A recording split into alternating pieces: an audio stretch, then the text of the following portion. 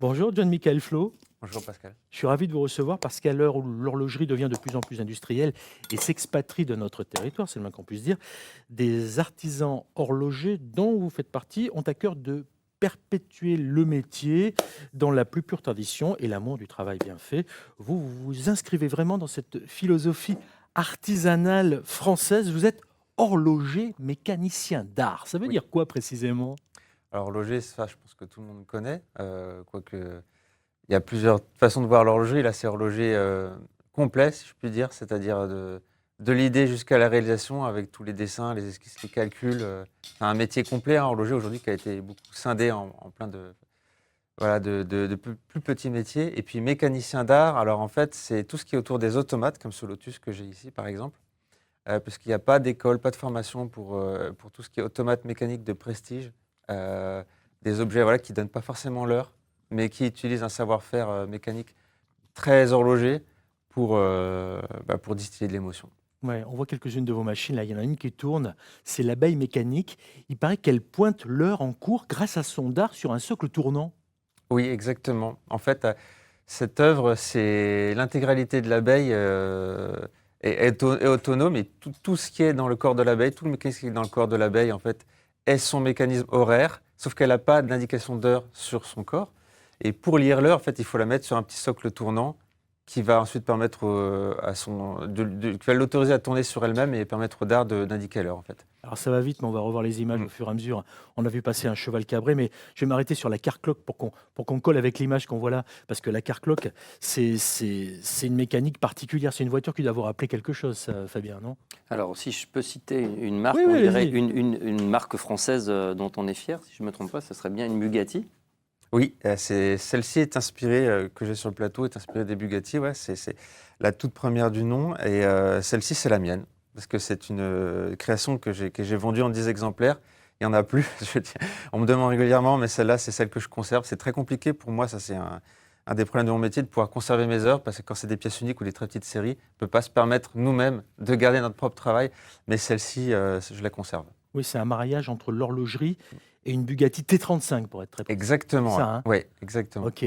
Elle est rouge et noire et ce qu'on ne sait pas forcément, écoutez bien Aurélie, vous qui êtes fan de vitesse, Tout à hein, fait. n'en déplaise à votre permis de conduire et je rappelle que c'est pas un sport d'aller vite, c'est le seul garde-temps au monde qui peut rouler à combien de millimètres par heure? 13 13 millimètres. 13 millimètres par heure, c'est un truc de fou ça. J'adore et l'heure est lisible grâce à des chiffres gravés sur les jantes et il y a un index sur le volant qui permet de préciser les minutes. Je ne sais pas si on le voit bien Exactement. là sur les Mmh. quelques-unes des photos qu'on a sélectionnées, mais franchement c'est un travail titanesque. Ça représente combien d'heures de travail ça? Alors là, je crois qu'à l'époque, il me fallait 3 semaines pour en assembler une, mais j'avais déjà des composants, préfabriqués, par mes soins ou j'avais fait sous-traiter selon les besoins. Mais, le temps total entre la création, le 1er prototype, ça, je j'arrive jamais à compter, à donner, c'est trop compliqué. Ouais, ouais, puis c'est un peu idiot, c'est comme si on parlait de prix, hein. On va pas parler de prix, on va oublier ça. Vous êtes un créateur d'automates et de garde-temps originaux finalement, c'est ça? Ouais, tout à fait, ouais.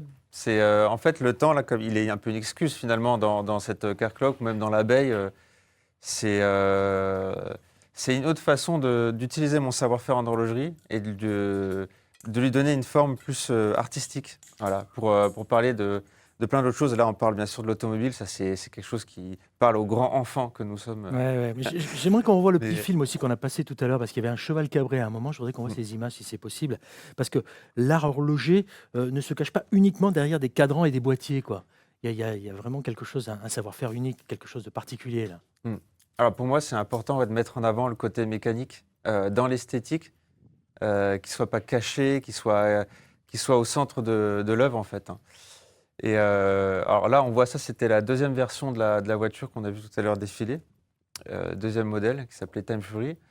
Et puis là, on a quelques images du Lotus que j'ai ici, voilà, qui est en fait un petit automate, sympa que j'ai créé pour les 24 heures du temps, qui était un À événement qui a eu lieu Besançon. cette année, ouais, ouais, qui était à Ouais. Besançon. Bah, voilà, c'est un automate très simple, hein, avec, des matériaux nobles et moins nobles, mais où l'idée, c'était vraiment de pouvoir partager avec le public une animation mécanique très simple, un Lotus qui s'ouvre et qui se ferme, vous voyez? Avec un petit mécanisme, qui entraîne ici, dans la partie inférieure et puis, voilà, en quelques dizaines de secondes, on a cette petite animation d'ouverture et de fermeture. Puis l'évocation du Lotus, qui est toute une symbolique. Ah, Voilà le cabré, le fameux cabré. Hein, voilà. Voilà. Voilà le fameux cabré. Ça, c'est une des œuvres. C'est un automate qui est unique au monde. C'est Oui. pour ça que je voulais qu'on le montre absolument. Ça, c'est une œuvre c'est la plus compliquée que j'ai réalisée. Enfin, il y en a eu 2. Ça, c'est le premier qu'on voit. Le deuxième, il y a toujours pas d'image, c'est très confidentiel. Mais ça s'inspire des pur sang arabes. Et c'est une pièce qui est plus particulièrement comme à destination du Moyen-Orient, de cette clientèle-là. Et reproduire le mouvement des chevaux, et en particulier un cabré, c'était extrêmement compliqué. Donc ça, c'est un gros défi technique en termes d'automate. Ouais. Vous travaillez tout seul? Alors oui, après je forme un peu des stagiaires, apprentis, ça viendra, mais c'est important quand même de transmettre parce que comme dans ce métier, il y a absolument, comme je disais, aucune école, aucun ouvrage. Moi, j'ai appris en autodidacte et puis aussi auprès de maîtres à certains moments, mais c'est la transmission, il y a toujours un risque de disparition en fait. Le savoir-faire est vraiment. Ben, félicitations, Voilà. vous êtes un expert, on peut le dire. Hein. Merci. On ne le dira jamais assez, l'horlogerie, ça date du 7e siècle, hein, c'est ça. Hein. On est à Ça peu a près dans commencé c'est un art qui oui, est vieux du dès le 7e 12e, siècle. dès le 12e. Mais Ouais, au minimum. Hein. Mm. Au minimum. C'est vrai qu'aujourd'hui, on trouve l'or partout, des portables jusqu'au four micro-ondes. Donc bravo, félicitations, parce que ça, au moins, ça change. Et c'est fait chez nous et ça s'exporte dans le monde entier. Hein. Mais vraiment, hein, à l'international, hein, vraiment. Donc, je suis très content et très fier de vous avoir reçu. Ce que vous avez là sur votre, Oui. sur votre tablier, c'est Oui, quoi? mon Ça logo. représente les horlogers, c'est quoi? Alors en fait, ça c'est une clé, c'est très important. J'ai pris comme logo, comme symbole, la clé, parce qu'en fait tout commence par un tour de clé. Hein, comme là, je vais me permettre, je vais remonter le petit car-clock. Oui, toujours avec les gants. Hein. On est Oui, dans la ouais. haute horlogerie, hein, comme il y a la haute joaillerie, il y a la haute horlogerie. Hein.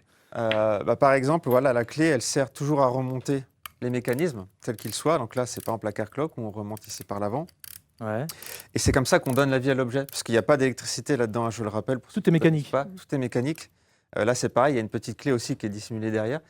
Et donc, tout commence avec cette clé. Voilà, donc du coup, c'est devenu le symbole de ma marque. Eh ben bravo, bravo, bravo. La mécanique, la complexité, moi je dis félicitations. Qu'est-ce que vous en pensez, Maître Kovac? Alors moi, je me dis surtout, au-delà de l'idée, derrière, il y a le réglage, parce que Eh oui. il y a l'automate, effectivement, là, il n'y a pas de problématique de temps, mais sur un automate qui va indiquer l'heure, le réglage doit être assez incroyable, parce que dès le départ, on ne peut pas savoir quelle pièce exactement, j'imagine, on va devoir mettre pour qu'elle indique l'heure. Il y a beaucoup de réglages. Alors moi, je travaille autant avec les techniques anciennes que je connais et qu'il est important de connaître pour que ce savoir-faire perdure, et aussi avec des techniques modernes. Donc par exemple l'ordinateur, la conception c'était par ordinateur. Pour les calculs, on gagne un temps fou. Je pense qu'il me faudrait une année au lieu de 1 mois, par exemple, pour faire certaines conceptions.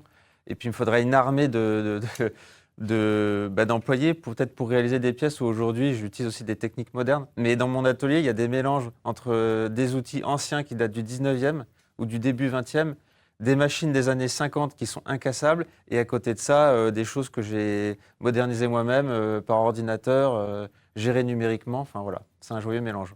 Retenez ce nom, John Michael Flo. Je me plais à dire que l'art horloger ne se cache pas uniquement derrière des cadrans et des boîtiers. Vous en êtes la preuve vivante. Et moi, je dis bravo, félicitations. On va faire un petit tour sur le net. On regarde un petit peu ce garçon est de chez nous et on est super fiers.